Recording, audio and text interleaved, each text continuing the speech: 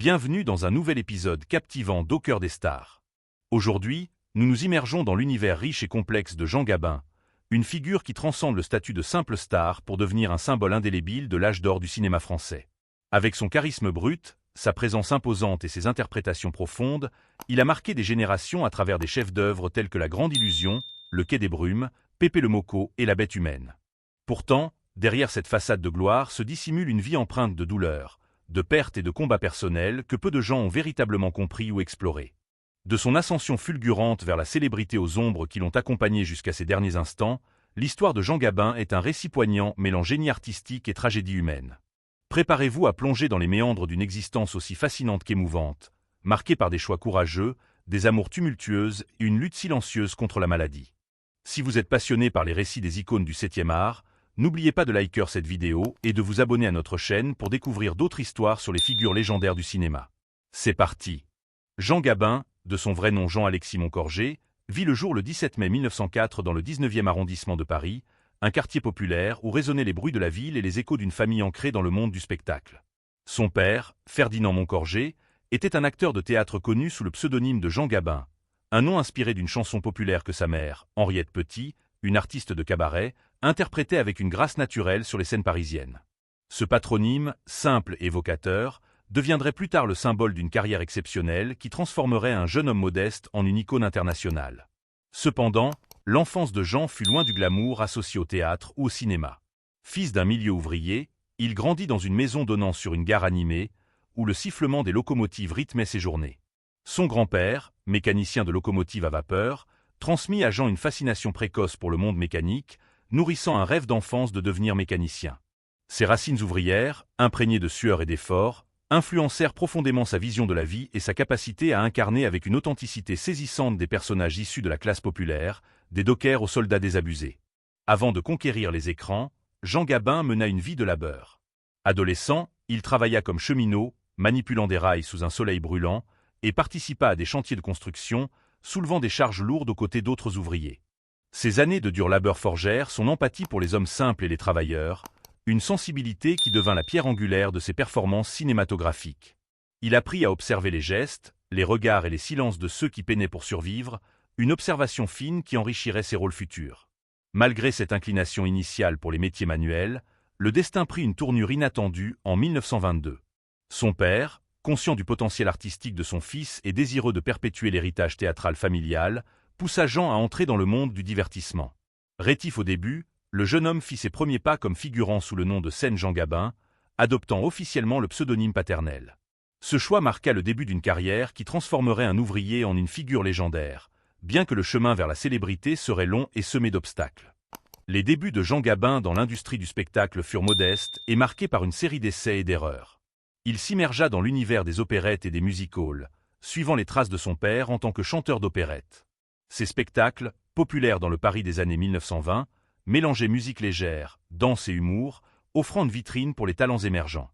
Cependant, la passion de Gabin pour ce métier restait limitée, et ses premières performances manquaient d'enthousiasme. Il se produisait avec une certaine maladresse, conscient que son cœur n'était pas pleinement engagé. Malgré cela, son charisme naturel et sa présence scénique furent bien accueillis par un public exigeant, lui permettant de participer à une tournée au Brésil en 1924. Malheureusement, cette aventure ne répondit pas aux attentes. Les recettes furent maigres, les conditions de voyage difficiles, et la troupe rentra en France bredouille, laissant Gabin avec un goût amer mais aussi une détermination renouvelée. Après avoir accompli son service militaire auprès des fusiliers marins, une expérience qui lui inculqua discipline, camaraderie et une certaine rudesse physique, Gabin revint au divertissement avec un nouvel élan. Il continua à se produire dans les musicals et opérettes parisiens, imitant avec succès le style de chant de Maurice Chevalier, une figure alors extrêmement populaire dont les chansons pleines d'esprit et de charme dominaient les scènes françaises. Cette imitation, bien que flatteuse, lui permit de peaufiner sa diction et sa présence scénique. Sa persévérance porta ses fruits lorsqu'il intégra une troupe qui partit en tournée en Amérique du Sud en 1926, une expérience qui élargit son horizon culturel et renforça sa confiance. À son retour, il décrocha un poste prestigieux au Moulin Rouge, l'un des temples du divertissement parisien, où ses performances commencèrent à attirer l'attention des producteurs et réalisateurs. En 1928, il obtint ses premiers rôles dans 2 films muets, Chacun sa chance et un autre projet mineur, marquant ses débuts hésitants à l'écran dans une ère où le cinéma était encore silencieux et dépendant des expressions faciales. La transition vers le cinéma parlant, en 1930, avec Chacun sa chance de Pierre Caron et René Pujol, fut un tournant décisif. Bien que cantonné à des rôles secondaires dans une dizaine de films au cours des années suivantes, dont certains réalisés par les illustres Maurice Tourneur et Jacques Tourneur, des pionniers du cinéma français, Gabin posa les bases d'une carrière prometteuse. Ses rôles, souvent brefs, lui permirent de s'habituer aux exigences du tournage, d'apprendre à travailler avec des caméras et de comprendre les subtilités du jeu face à un microphone. Chaque apparition, même mineure, enrichissait son expérience, le préparant à l'explosion de talent qui allait suivre. Le véritable tournant survint avec Maria Chapdelaine, 1934, de Julien Duvivier, un film adapté d'un roman de Louis Hémon qui explorait la vie rude des colons canadiens. Ce rôle révéla son talent brut et le propulsa comme une étoile montante, mettant en lumière sa capacité à incarner des personnages ancrés dans la terre et les traditions. Son interprétation, empreinte de simplicité et de force intérieure, toucha les spectateurs et attira l'attention des critiques. Cette performance fut suivie par La Bandera, 1935, également réalisée par Duvivier, où il joua un légionnaire en quête de rédemption, confirmant son statut de grand acteur. Le film, tourné en partie en Espagne, offrit à Gabin l'opportunité de travailler dans des conditions difficiles, renforçant sa réputation de professionnel dévoué. Le sommet de cette ascension arriva avec Pépé le Moko, 1937, où il incarna un gangster mélancolique réfugié dans la Casbah d'Alger. Ce rôle, écrit par Duvivier et magnifiquement interprété par Gabin, établit sa maîtrise du réalisme poétique, un mouvement cinématographique qui capturait les âmes tourmentées de l'entre-deux-guerres. Sa performance, mêlant séduction et désespoir, lui valut une reconnaissance internationale, le film étant distribué avec succès aux États-Unis. La même année, La Grande Illusion de Jean Renoir, un chef-d'œuvre anti-guerre projeté pendant 6 mois consécutifs à New York, souligna sa polyvalence et sa profondeur. Jouant un officier de cavalerie capturé, Gabin apporta une humanité poignante à un récit complexe sur les barrières sociales et les horreurs de la guerre. Suivi par La Bête humaine, 1938, adapté du roman d'Émile Zola et également dirigé par Renoir, ces films cementèrent sa réputation comme l'un des plus grands acteurs de sa génération, capable de naviguer entre drame, action et émotion brute. Son rôle dans Le Quai des Brumes, 1938, de Marcel Carné, où il incarna un déserteur au charisme rugueux amoureux d'une jeune femme jouée par Michelle Morgan, le compara souvent à des icônes hollywoodiennes comme Humphrey Bogart et James Cagney. Cette performance, empreinte d'une sensualité brute et d'une vulnérabilité touchante, fit de Gabin le roi du cinéma cool, bien avant l'essor de ses stars américaines. La brume poétique du port du Havre, combinée à son regard pénétrant, créa une image inoubliable qui résonne encore aujourd'hui. Sa capacité à allier force et fragilité devint sa marque de fabrique, captivant des audiences à travers le monde et établissant une nouvelle norme pour les acteurs français. Ses succès successifs transformèrent un ancien cheminot en une légende vivante, mais la Seconde Guerre mondiale allait bientôt bouleverser son parcours, l'obligeant à faire face à des choix déchirants. L'éclatement de la Seconde Guerre mondiale en septembre 1939 marqua un tournant dramatique dans la vie de Jean Gabin. Recruté dans l'armée française, il servit avec courage, intégré dans une unité de l'infanterie avant d'être affecté à des tâches logistiques en raison de son âge. Cependant, l'invasion allemande de mai 1940 et la chute rapide de la France le forcèrent à prendre une décision cruciale. Incapable de se résoudre à travailler sous le régime nazi ou à rester passif face à l'occupation, il choisit l'exil. En 1941, il quitta la France pour rejoindre des amis comme Michel Morgan, Jean Renoir et Charles Boyer aux États-Unis, emportant avec lui l'espoir de poursuivre sa carrière tout en contribuant à la résistance. Cet exil, motivé par un profond sens patriotique, fut un sacrifice personnel qui le sépara de sa terre natale et de son public. Installé à Hollywood, il espérait s'imposer dans l'industrie américaine, mais l'adaptation s'avéra ardue. Les studios hollywoodiens, habitués à un style de production standardisé, peinaient à exploiter son talent unique, ancré dans le réalisme et la subtilité. Ces films américains, tels que Moon Tide, 1942, réalisé par Archie Maillot, où il joua aux côtés de Ida Lupino, et The Impostor, 1944, de Julien Duvivier, passèrent inaperçus, révélant un décalage culturel qui le frustra profondément. Ces échecs, attribuables à des scripts mal adaptés et à une mise en scène qui ne valorisait pas sa profondeur, le poussèrent à se questionner sur son avenir. Déçu, Gabin rentra en France après la guerre en 1945, où sa carrière retrouva son essor avec une vigueur renouvelée, portée par un public impatient de revoir son héros national. Durant son exil, il s'engagea activement dans la lutte contre les puissances de l'Axe. En 1943, il rejoignit les forces françaises libres du général de Gaulle, servant d'abord comme mitrailleur à bord d'un bombardier avant de demander à devenir commandant de char.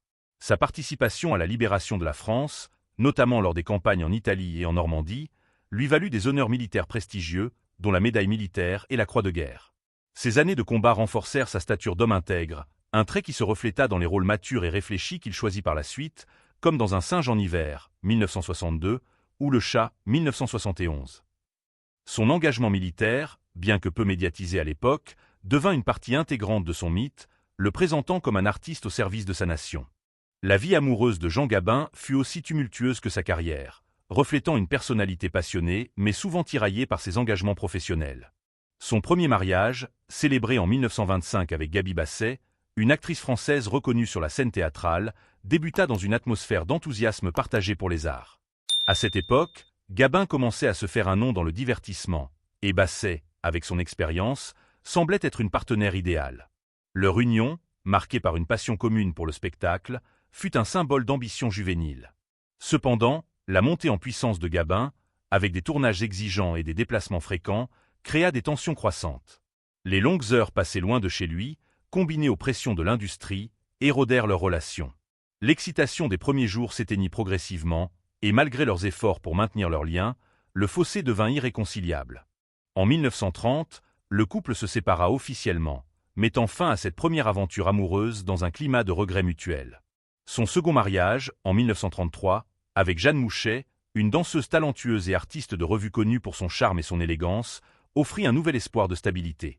À ce moment crucial de sa carrière, alors qu'il s'imposait comme une figure montante du cinéma, Mouchet semblait être une partenaire idéale pour accompagner son ascension. Leur union dura plus longtemps que la précédente, mais elle ne fut pas exempte de défis. Les absences fréquentes de Gabin, dues à ses tournages intensifs, et les pressions croissantes de sa profession entraînèrent de nombreux désaccords. L'intensité initiale de leur romance céda la place à des tensions, exacerbées par les tumultes de la fin des années 1930 et le début des années 1940, notamment avec l'approche de la Seconde Guerre mondiale. Cette période d'instabilité, ajoutée aux contraintes professionnelles, créa une situation intenable. En 1943, au milieu du chaos de la guerre, Gabin et Mouchet décidèrent de divorcer, marquant la fin d'un autre chapitre significatif de sa vie personnelle et le préparant à une nouvelle étape. Son troisième mariage, célébré le 28 mars 1949 avec Dominique Fournier, une ancienne mannequin au Port-Gracieux, fut le plus durable et stable de sa vie. Dominique apporta à Gabin le soutien émotionnel qui lui avait manqué dans ses unions précédentes, offrant un ancrage précieux alors que sa carrière atteignait son zénith. Leur union dura jusqu'à la mort de Gabin en 1976, faisant de ce mariage le plus long et le plus réussi des trois. La présence de Fournier dans sa vie apporta un nouvel équilibre, se reflétant dans ses performances qui devinrent plus nuancées et sophistiquées avec le temps. Ensemble, ils traversèrent les hauts et les bas de la vie, tant personnels que professionnels, et le soutien de Dominique fut crucial à une période où Gabin jonglait avec la gloire et les défis de la maturité artistique. Cette stabilité permit à Gabin de se concentrer davantage sur son art, choisissant des rôles qui mettaient en valeur sa profondeur et sa maturité, renforçant ainsi son image de figure majeure du cinéma français. Outre ses mariages, les romances médiatisées de Jean Gabin avec des figures féminines du monde du divertissement ajoutèrent des couches de complexité à son récit personnel, influençant souvent sa carrière et son image publique. L'une des relations les plus célèbres fut celle avec Michèle Morgan, une actrice française renommée dont la beauté et le talent illuminaient les écrans. Leur partenariat à l'écran dans La Grande Illusion et Le Quai des Brumes était marqué par une chimie exceptionnelle, une alchimie qui transcendait la simple collaboration professionnelle. Cette complicité captivante intrigua le public et les critiques, donnant naissance à de nombreuses spéculations sur une romance en dehors des caméras. Leur dynamique, mêlant tendresse et tension dramatique, rehaussa la qualité mémorable de ces films, contribuant à consolider le statut de Gabin en tant que vedette du cinéma français. Les rumeurs d'une liaison réelle attisèrent l'intérêt du public, rendant leurs apparitions conjointes des événements très attendus et amplifiant l'impact de leur performance. Une autre implication romantique significative fut sa liaison avec Marlène Dietrich, une star internationale majeure de l'époque, connue pour son glamour et sa voix envoûtante. Leur relation, bien que passionnée, fut compliquée par les exigences de leurs carrières respectives. Ils travaillèrent ensemble sur La Maison des Sept Péchés, 1952, un film qui mit en lumière leur alchimie à l'écran, mais leur romance attira une attention considérable en dehors des plateaux.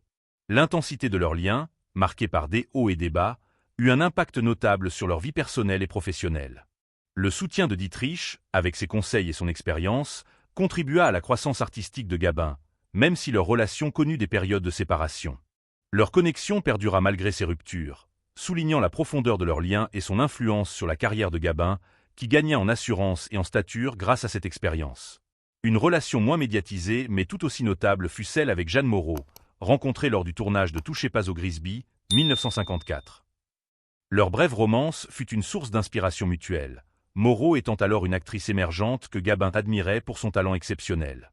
Leur temps passé ensemble laissa un impact durable sur leurs carrières respectives, avec l'admiration de Gabin pour le potentiel de Moreau renforçant leur relation professionnelle. Malgré la brièveté de leur liaison, cette connexion offrit aux deux acteurs un regain d'inspiration, contribuant à leur travail pendant cette période. La dynamique enrichissante entre le vétéran établi et la jeune étoile en devenir créa une synergie qui se ressentit dans leurs performances, ajoutant une couche supplémentaire à l'héritage de Gabin. Peu de gens savent que Jean Gabin nourrissait une profonde affection pour la vie rurale, une passion qui lui offrait un répit bienvenu face aux pressions incessantes de sa carrière. Il possédait une ferme en Normandie, appelée la Pichonnière, située près de Merville-Franceville, un havre de paix où il élevait du bétail et des chevaux avec une dévotion presque paternelle. Cet espace de vie campagnard était bien plus qu'un simple hobby pour Gabin. Il représentait un sanctuaire où il pouvait échapper aux projecteurs et se reconnecter avec ses racines ouvrières. Il exprimait souvent combien il appréciait la simplicité et la tranquillité de la vie rurale, un contraste saisissant avec le tumulte de Paris et les exigences de l'industrie cinématographique. Travailler la terre, s'occuper des animaux et marcher dans les champs lui apportait une paix intérieure que la célébrité ne pouvait jamais égaler. La Pichonnière devint un lieu de refuge, surtout dans les dernières années de sa vie, lorsque la maladie commença à le fragiliser. Après sa mort, la propriété resta dans sa famille, préservant un morceau de son héritage personnel. Bien que la ferme ne soit pas ouverte au public en tant que site touristique, son souvenir perdure à travers des initiatives culturelles. Par exemple, le musée de la Victoire en Normandie organise actuellement une exposition temporaire mettant en lumière le service militaire de Gabin pendant la Seconde Guerre mondiale, soulignant son courage en tant que commandant de char dans les forces françaises libres. Cette facette rurale et patriotique de sa vie ajoute une dimension humaine à l'image publique d'une star souvent perçue comme distante, révélant un homme attaché à des valeurs simples et authentiques. La nature réservée de Jean Gabin s'étendait au-delà de sa vie personnelle et pénétrait dans son monde professionnel, où il était souvent perçu comme distant ou froid par ses collègues. Avec son air sérieux et intense, il gardait ses distances avec les autres acteurs et réalisateurs, choisissant de se concentrer exclusivement sur la perfection de ses rôles. Cette attitude, bien que parfois mal interprétée, témoignait de son dévouement sans faille à son article. Gabin n'était pas du genre à se réjouir de la célébrité ou à rechercher l'attention. Il préférait vivre discrètement et en privé en dehors du travail, évitant les pièges de la mondanité. Cette solitude apparente pourrait provenir de sa quête constante de perfection, car il était rarement satisfait de ses réalisations malgré son immense succès. Son éloignement des autres était peut-être une manière de garantir que son travail restait son objectif principal, à l'abri des opinions ou des attentes extérieures. Cette rigueur professionnelle se traduisait par une préparation méticuleuse. Il étudiait ses scripts pendant des heures, répétait ses lignes avec une précision chirurgicale et collaborait étroitement avec les réalisateurs pour affiner chaque détail. Ses partenaires de tournage, comme Marcel Carné ou Jean Renoir, ont souvent noté son sérieux, contrastant avec l'image publique d'un homme au charisme effortless. Cette dualité, un artiste exigeant en privé, une star charismatique à l'écran, contribua à façonner son mythe, le distinguant des acteurs plus extravertis de son époque. À la fin des années 1970, Jean Gabin avait déjà consolidé sa place comme l'une des figures les plus emblématiques du cinéma français, avec une filmographie riche de plus de 90 films.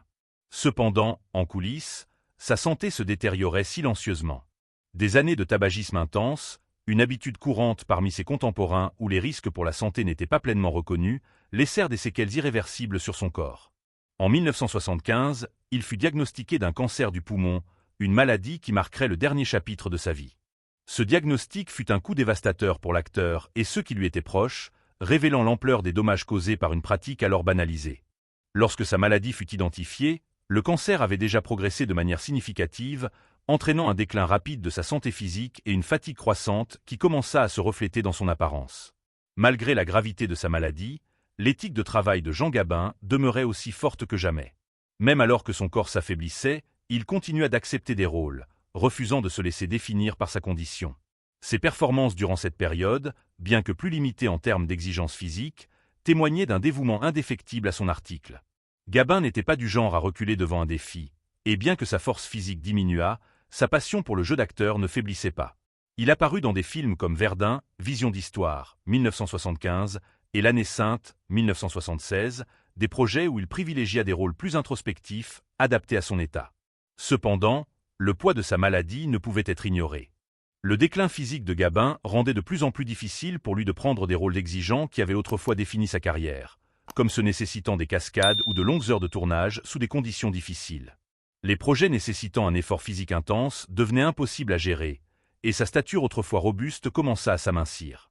L'énergie qui avait fait de lui une figure imposante à l'écran était maintenant dirigée vers la lutte contre sa maladie, un combat qu'il mena avec une discrétion exemplaire. Pendant cette période, Gabin devint plus sélectif quant à ses choix de rôle, se concentrant sur des personnages plus courts et moins physiquement éprouvants, lui permettant de continuer à jouer tout en gérant sa santé déclinante. Ces derniers films n'étaient pas seulement le reflet d'un homme confronté à la maladie. Ils étaient un témoignage de son engagement durable envers sa profession. Même dans son état le plus vulnérable, Gabin refusa de se retirer du monde du cinéma, un univers qui avait été sa maison pendant des décennies et qui restait au cœur de son identité. Ses collègues et ses fans étaient conscients de sa lutte, mais Gabin lui-même resta largement discret sur les détails de sa maladie. Contrairement à certains personnages publics qui auraient pu choisir de partager leur combat avec le monde pour susciter de la sympathie ou sensibiliser, Gabin affronta ces défis en silence. Il ne cherchait ni compassion ni attention pour son état. Au contraire, il aborda sa maladie avec le même pragmatisme qui avait défini une grande partie de sa carrière. Pour lui, c'était un obstacle de plus à franchir, un autre hurde à surmonter avec la même détermination qu'il avait portée à travers les hauts et les bas de sa vie. Cette approche stoïque face à sa maladie se reflète dans l'une des citations les plus célèbres de Gabin. « La vie est une longue route semée d'obstacles, mais c'est la force de les surmonter qui compte vraiment. » Ces mots offrent un aperçu de son état d'esprit pendant ces années difficiles, révélant un homme guidé par une résilience intérieure face aux épreuves. À mesure que sa santé se détériorait, Gabin se retira de plus en plus du public, recherchant la solitude et la sérénité. Il se réfugiait fréquemment dans sa ferme bien-aimée en Normandie, la Pichonnière, loin de l'agitation de Paris et des pressions de l'industrie cinématographique. Ce havre de paix, où il élevait des bêtes et soignait ses chevaux, devint un lieu de réflexion et de repos. Au cours de ces dernières années, la Pichonnière prit une signification encore plus profonde pour lui, servant de refuge contre les tourments physiques et émotionnels. La maladie de Gabin mit également à l'épreuve ses relations, car ceux qui étaient proches de lui, notamment Dominique Fournier, assistèrent avec douleur à l'effacement progressif de l'homme dynamique qu'ils avaient connu. Bien qu'il maintint une apparence courageuse en public, il était évident que sa santé se détériorait rapidement. L'énergie qu'il avait autrefois consacrée à son art était désormais dirigée vers le maintien de sa force jour après jour, un effort épuisant qui le laissa vulnérable. Malgré cela, il trouva du réconfort dans les lettres et les messages de soutien de ses fans, qu'il lisait avec gratitude dans les moments de solitude. Le 15 novembre 1976, après une brève hospitalisation à l'hôpital américain de Paris à Neuilly-sur-Seine, Jean Gabin succomba à sa maladie à l'âge de 72 ans. Sa mort marqua la fin d'une époque dans le cinéma français, laissant un vide immense dans le cœur des cinéphiles. Le décès de Gabin fut accueilli par une vague de chagrin de la part des fans, des collègues et du public français, témoignant de l'amour et du respect qu'il inspirait. Ses funérailles, organisées avec une solennité empreinte d'émotion, furent assistées par de nombreuses figures éminentes du cinéma français, un témoignage de l'impact profond qu'il avait eu sur la culture et l'industrie cinématographique. Parmi les présents se trouvaient des réalisateurs comme Marcel Carné, des acteurs comme Lino Ventura et des producteurs qui avaient collaboré avec lui au fil des décennies. La cérémonie, tenue dans l'intimité mais sous l'œil attentif des médias, refléta la dualité de sa vie. Une star publique adorée, mais un homme privé cherchant la paix.